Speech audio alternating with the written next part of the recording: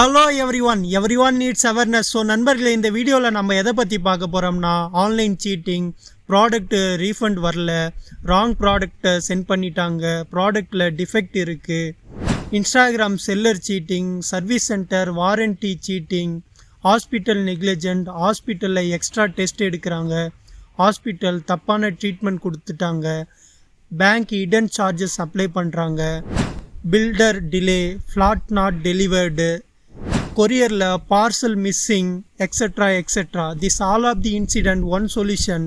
Consumer கோர்ட்டில் நீங்கள் case file பண்ணுறது மூலியமாக ஒரு இழப்பீட்டு தொகையை நீங்கள் பெற்றுக்கொள்ளலாம். நான் சொல்லக்கூடிய 4 ஸ்டெப்பை நீங்கள் ஃபாலோ பண்ணும் பட்சத்தில் அது சாத்தியமாகும்.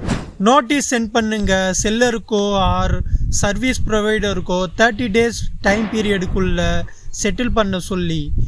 ஸ்டெப் 2, அதாவது consumer protection act under section 35 படி கம்ப்ளைண்ட் டிராஃப்ட் பண்ணுங்க. அதாவது என்ன நடந்துச்சு, எவ்வளவு லாஸ் ஆச்சு, வாட் ரிலீஃப் யூ நீடு, இதெல்லாம் நீங்கள் கிளியராக மென்ஷன் பண்ணுங்கள்.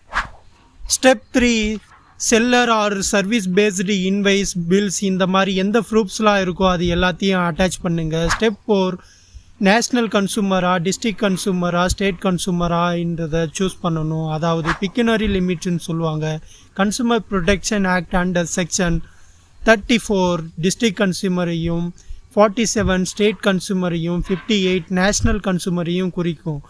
உங்கள் loss value up to 50 lakhs district கன்சூமரையும், அப் டு 2 crores ஸ்டேட் கன்சூமரையும், அபோவ் 2 crores நேஷ்னல் கன்சூமரையும் குறிக்கும். உங்கள் லாஸ் வேல்யூவை பொறுத்து அந்த பர்டிகுலர் கோர்ட்டில் ஆன்லைன் ஆஃப்லைனில் நீங்கள் கேஸ் ஃபைல் பண்ணலாம். இது மூலியமாக உங்களுக்கான இழப்பீட்டு தொகையை நீங்கள் பெற்றுக்கொள்ளலாம்.